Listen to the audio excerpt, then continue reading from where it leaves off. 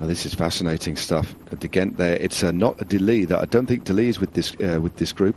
And I tell you what, though, look at the man in the blue and white, because he was in the press the other week saying that this might be his final career race. Zdeněk Štýbar, who had an operation on his iliac artery earlier on this year, by his own admission struggling for form. Wow, this could be a real turn up for the books, and it's a finish from a small group. He used to eat these things up for breakfast. He did indeed. Good to see Štýbar in the mix. Bennett just rolling through as well. Thomas de Gent rolls through to the front. It is, I think it's declined in this group as well. Of course, the original riders that were clear are still there too. They bet they can't believe it. Johansson and Reinders given another opportunity. I said they were blowing on the embers of hope. Well, they've done a very good job, because it's fully kindled up now as Bennett looks around, makes sure that Reinders is in his slipstream and continues to drive speeds well in excess. You'd imagine here, 5Ks to go, Robert, 55 Ks an hour, and the gap has not been shut. A lot of work to do still. 5Ks remaining then, 3 hours, 11 minutes of racing, but it's the seconds, the handful of seconds that's between this group and those behind. Voisin, I think, is one of the riders in front there for Tudor Pro. Jens Reinders, Thomas de Gent, George Bennett.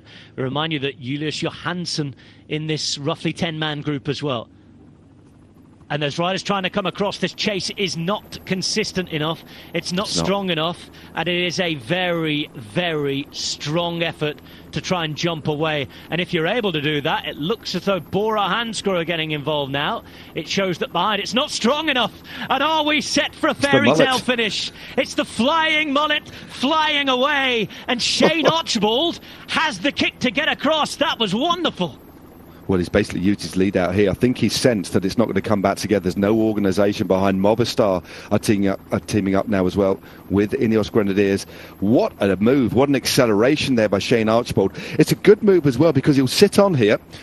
He'll sit on, maybe save something if it does get back together, to still give a lead out to Sam Bennett. And I'd imagine he's going to be one of the quickest riders in this front group. And the front group itself, Rob, is fractured with 3.5 kilometres to go. But it does look as if there is enough pressure. There's enough strong legs on the front of this bunch to potentially, in the dying moments of this race, to bring it back together.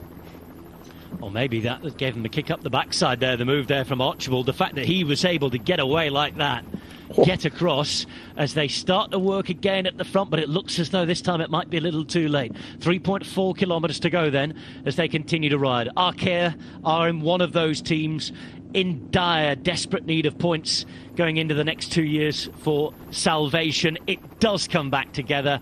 Alpecin-Deceuninck makes sure it comes back together. Let's see what they can do. Well, Panic over.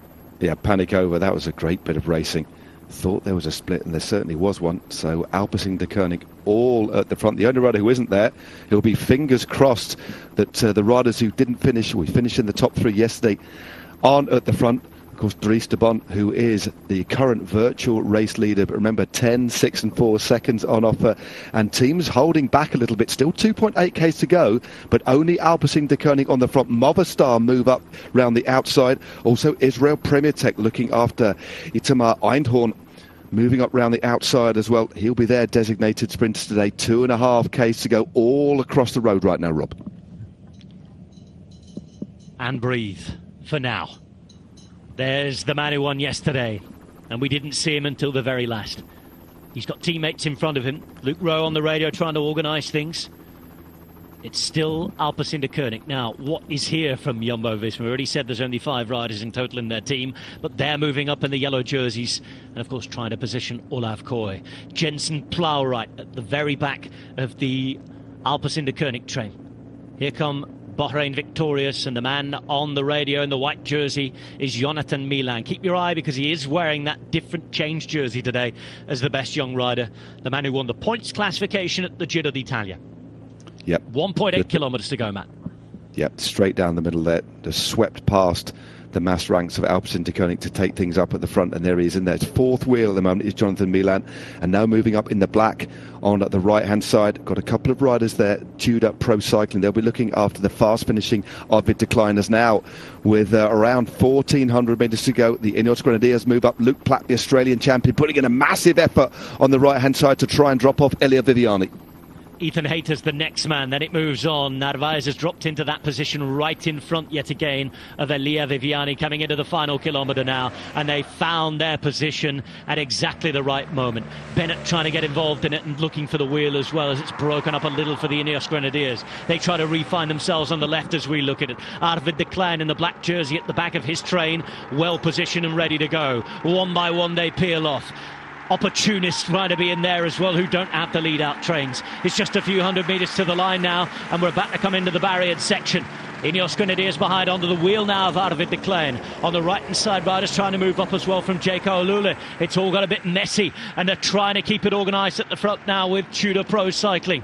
You can just see that Arvid de Klein sits behind on the wheel of Rajovic. A little further back, it's the main man from that team from Bahrain. That, of course, is on the left-hand side now. He's been separated from his train, but he's going to go on the far side is where all the favourites are at the minute. And here comes Milan on the left-hand side, trying to hit the front with his style, mashing on the pedals, going for it, and no one can get near him.